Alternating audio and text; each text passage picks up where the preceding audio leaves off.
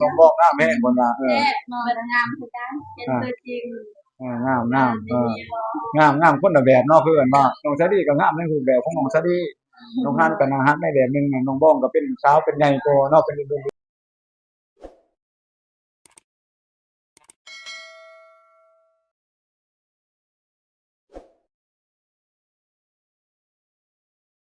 อ่ามันนี่คือว่า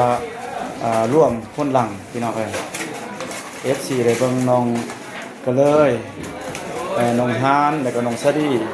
เพิ่นมาช่วยเวียกอยู่เฮือนน้องบ้องขึ้นบ้านใหม่พี่น้องเอ้ยน้องซาดีเออจะหน่อยก็สิสิอ่าทีมงานสายบุญเล่าไต้แล้วก็เบา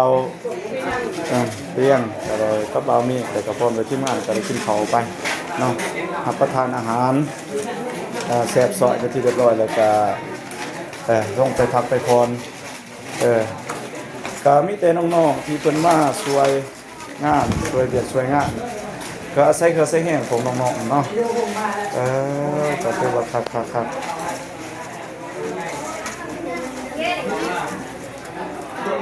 นี่น้องซาลีเพิ่นก็มาแติเบี้ยงแล้วเว้าเองก็ได้ฟังข่าวน้องซาลีว่าไปเยี่ยมยามถามข่าวพี่น้องทั้งเบี้ยงมาแล้วพี่น้องเอ้ยก็ยังน่าฮักคือเก่าเพิ่นว่าบ่ได้น้องก็เลยก็โอ้มาหมดนี้ก็ใส่เสื้องามๆเด้อพี่น้องเด้อนี่เสื้อโอ้เพิ่นใส่ชุดงามอันนี้น้องก็เลยนี่งามนะน้องฮานก็มาพี่น้องเอ้ยน้องฮานก็มาน้องฮานก็กำลังเจ้าปลูกบ้านใหม่สร้างบ้านใหม่พี่น้องเอ้ยนี่น้องฮานน้องฮานน้องสวัสดีพุ่นนี่เอาถ่ายรูปเบิ่งร่วมกันเบิ่งเนาะ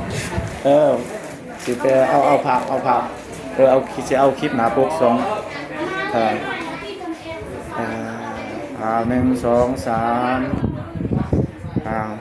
2 3สิถามความรู้สึกก่อนจักหน่อยเอาทั้ง3เลยเป็นจังได๋ล่ะมื้อนี้มาร่วมงานของน้องบองรู้สึกดีใจมาร่วมงานเอ่ยบองยินดีนำเอ่ยบองดีใจมาเลยเรื่องเลยเนี่ยก็น้องซาดีกับน้องฮานนี่มานํกันบ่โดยมาจากไหนล่ะมาจากไหนมาอันนั้นอะไรเบาเจ็บเบาคนมากับเบาเจ็บเบาฝนฝนไปรับเอาบ่โดยเบาฝนไปรับเอาไปมารุ่นน่ะบ่แต่จังมุน่ะประมาณจังมุได้บ่โดนเข้ามาตอนเที่ยงนี่บ่โดยตอนเที่ยงแต่ว่าโคทาเอ่ยสดีว่าเราไปนำบูเพิ่นไปเวียกทั้งในเมืองบ่นำบูโอ้เพิ่นไปน้ำหมู่โดยเพิ่นไปน้ำหมู่เนาะโอเคก็มาคือว่าบรรยากาศมื้อนี้เป็นจังได๋ขึ้นเฮือนน้องซาดีกับขึ้นเฮือนน้องบ้องนี่อาหารการกินเป็นแนวใดน่ะแซ่บเนาะโอเคเนาะแซ่บอร่อยเนาะอร่อยมากเพิ่นว่าอร่อยมากอาหารการกินก็โอเคแล้วก็อะไรมาพบปะกับเอื้อยไปบ้องเป็นจังได๋แหละน้องไปบ้องก็ได้ทักทายสวัสดีกันพอกันได้บ่โดยเป็นจังได๋ในมุมมองความรู้สึกของน้องซาดีกับน้องเว้าเท่าละคนก็ได้น้องซาดีแล้วก็ตัวน้องบ้องเป็นจังได๋ประทับใจแนวใดอยากให้น้องซาดีเว้าให้ฟังจักหน่อย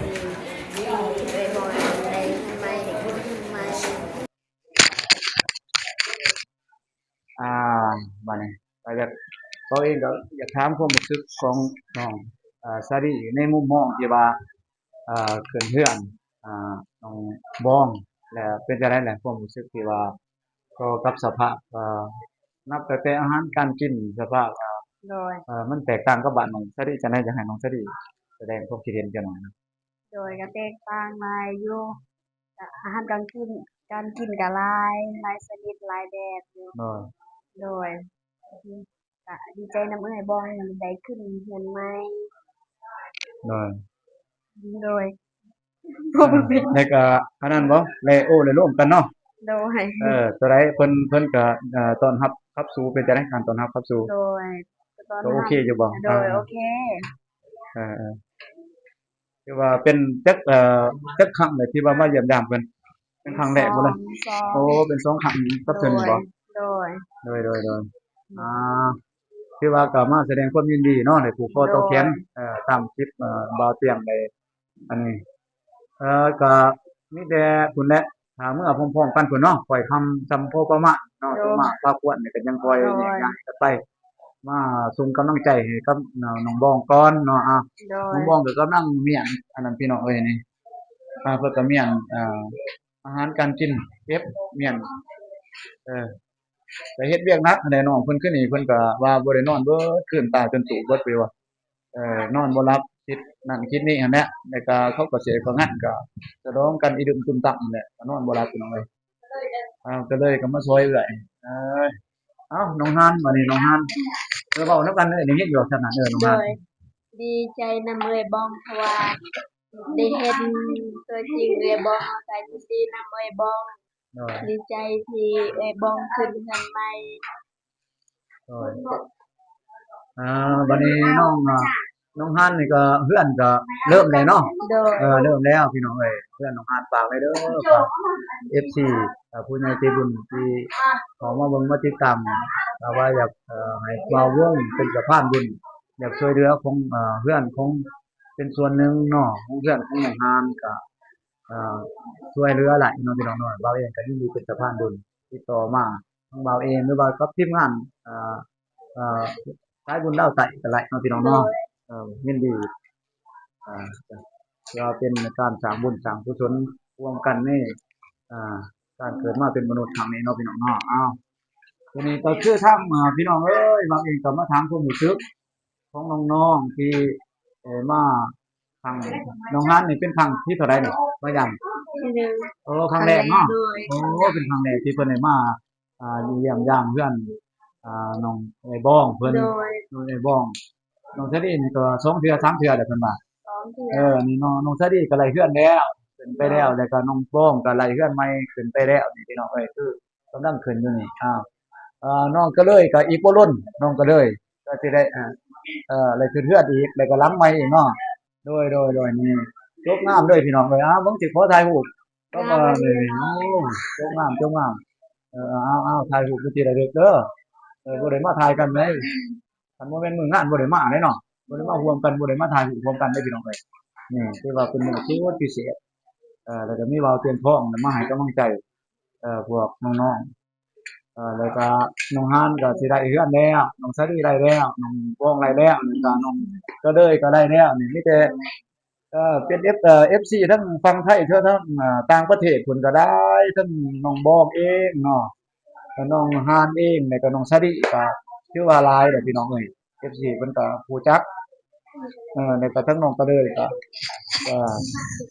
กำลังเป็นกระแสที่ว่าที่คนติดตามเอ็นดูเนาะก็มีแต่ผู้นักสู้ชีวิตเบิดพี่น้องเอ้ยเป็นหญิงแกร่งเนาะเขาเอิ้นว่าเป็นหญิงหัวใจเพชรเขาเอิ้นว่าแข็งแกร่งเนาะโดยสู้เวียกสู้งานอันนั้นอันนี้นี่อยู่นี่แหละพี่น้องเอ้ย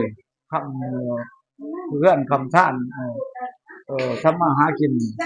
ให้พ่อให้ผู้อันนี้แหละเป็นเสาหลักเป็นน้องบ้องก็เป็นตัวอย่างที่ดีเด้อพี่น้องเอ้ยน้องซาดีก็มีตัวอย่างที่บ่าวเองไปเห็นได้เคยไปเห็นของน้าเพิ่นก็ประทับใจหลายเอาน้องเนาะเอาก่อนเอาน้องก็เลยอย่าเว้าหยังน้องก็เลยดีใจบ่โอ้ย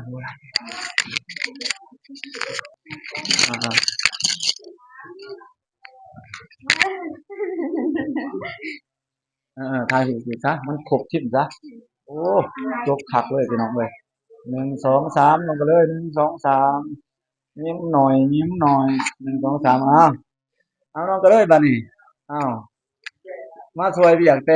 ต่เช้าพุ่นบ่น้องก็เลยก็ได้เอาไม้จุจังซี่เด้อน้องก็เลยเด้อเออก็เป็นจังได๋มื้อนี้รู้สึกแนวใดเมื่อยบ่หรือแนวใดเฮ็ดเวียก บ่โดยคือว่าอย่างจนว่ามันอยากฮ้อนแน่เนาะมื้อนี้เนาะอากาศก็จะอบอ้าวน้องบ้องก็จะฮือจนได้คืออาย่อยพุ่นน่ะพี่น้องเอ้ยไปก็คือกันแหละจนแค่นี้ว่ามีแฟนพี่น้องเอ้ยนี่แฟนได้ที่แฟนช่วยเด้อนี่มาดมนี่แฟนเนาะนี่มีแฟนมาช่วยแค่นี้มันว่านี่เออเอาน้องบ้องก็สดใสแล้วก็มีความสุขหลายพี่น้องเอ้ยเพราะว่าเพิ่นก็ได้เฮ็ดสัญญาเนาะแล้วก็ได้เฮ็ดตามสัญญาพี่น้องเอ้ยที่ว่าเว้าเตียงเพิ่นก็มา บ่ทิ่มบ่ปามาให้กำลังใจน้องมาเห็นตัวจริงเลยบ่ๆงามบ่งามแฮงน้องฮาน้องบอกงามแฮงเพิ่นว่าแท้น้องก็งามคือกันเห็นตัวจริงงามงามคนละแบบเนาะคือกันว่าน้องชาลีก็งามในรูปแบบของน้องชาลีน้องฮันก็น่าฮักในแบบนึงน้องบ้องก็เป็นสาวเป็นใหญ่โตเนาะเป็นเรื่อยๆก็เพิ่นก็งามเป็นสาวก็อีกแบบนึงเนาะน้องก็เลยก็งามไปอีกแบบนึงพี่น้องเอ้ยคือว่านี่เทียบใส่นี่ก็สิสาวเกาหลีบ่ลีพุ่นได้นี่เนาะกันหน้าของล่างไปก่อนเนาะคักได้นี่เออเอ้ามีหยังแหละน้องบ้องเหมือนน้องบ้องนี่อยากให้น้องบ้องแสดงความรู้สึกในการรับแขกมื้อนี้เป็นจั่งใดล่ะชลบบุญบ้ายกันจั่งใดล่ะเออโดยแล้วก็น้องก็รู้สึกดีใจแล้วก็รู้สึกม่วนไปนำโดยคือดีใจนำแล้วก็ม่วนไปนำเมื่อยพร้อมบ่ ม่วนทั้งเมื่อยโดยเมื่อยแต่ว่าก็กำลังใจดีเนาะสู้ได้เนาะโดยนี่แหละเพิ่นว่ากำลังใจ FC ก็คือสิท่ารอฟังข่าวดีทั้งต่างประเทศพุ่นแหละท่าติดตามคลิปเนาะที่ว่าจากบ่อเปียงแหน่แล้วก็จากFC ที่ว่าเป็นสายบุญนั่นแหละที่เพิ่นช่วยเหลือน้องบ้องก็ท่าฟังคลิปว่าน้องบ้องเป็นเรื่องน่ะสิเป็นจั่งใดเนาะพิธีท่งเฮ็ดจั่งใดก็ถือว่าสำเร็จเสร็จสิ้นไปเรียบร้อยเราเองก็บ่ได้ถ่ายให้เบิ่งเนาะมีแต่ให้เกียรติของให้เกียรติเบาเตียงทองที่เพิ่นได้ถ่ายเนาะมอบให้เบาเตียงทองได้ถ่ายเฮ็ดอันนั้นสายบุญเบิดทุกคนก็ถือว่าให้เกียรติเพิ่นเนาะเพิ่นถือว่าเป็นหัวเรือใหญ่พี่น้องเป็นบอสใหญ่ที่ว่ามาเยี่ยมยามถามข่าวทั้งภาคใต้เฮาก็ดีใจหลายเอ้าวันนี้ก็มีหยังกิจกรรมต่อไปนี่อ่าคือว่าสิมีเต้นน้ำบงน้ำเม็กบ่โดยโอ้ฟ้อนงามๆเด้อน้องเสนีก็จับครูฟ้อนงามน้องๆห่านก็จับน้องกระเดยก็จับน้องกระเด้ยก็จับครูน้องฮานฟ้อนนำกันเป็นหมู่เป็นฝูงเนาะโดยโอเคอ้าวเราเองก็จังสิถ่ายให้พี่ให้น้องได้เบิ่งนำกันว่าเพิ่นสิฟ้อนน้ำบงสิเต้นแบบเลาๆเฮาจังได๋เนาะก็ท่าติดตามต่อไปเด้อพี่น้องเอ้ยเราเองว่าเพิ่นก็ยังเครื่องเสียงเพิ่นกำลังมาว่าซั่นก็ขอบใจบัดนี้เอาขอบใจเอาให้ฝากก่อนบัดนึงก่อนสิขอบใจให้น้องบ้องฝากฝากถึง FC อันนั้นฝากอันนั้นขอบคุณน่ะนะ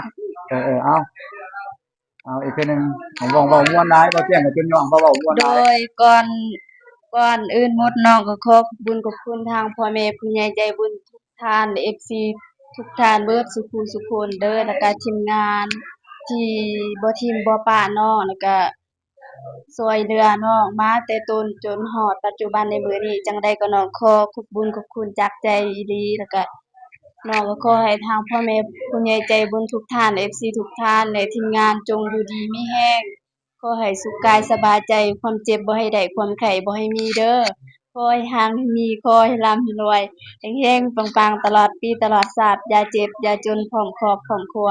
นอนก็ขอให้ได้เงินหมื่นตื่นก็ขอให้ได้เงินแสนย่างแกงแค้นก็ขอให้ได้เงินล้านย่างเลาะกลางบ้านก็ขอให้เป็นมหาเศรษฐีเด้อหรือว่าเฮ็ดธุรกิจหยังก็ขอให้ประสบผลสำเร็จในหน้าที่การงานขอให้อายุมั่นขวัญยืนเด้อสาโอเคธุสาธุบ่เองแล้วก็ก็จะได้ขอบใจน้องฮานแล้วก็น้องสลีเด้อแล้วก็น้องกะเดยโดยเนาะขอบใจหลายที่มาช่วยเวียกเนาะๆโด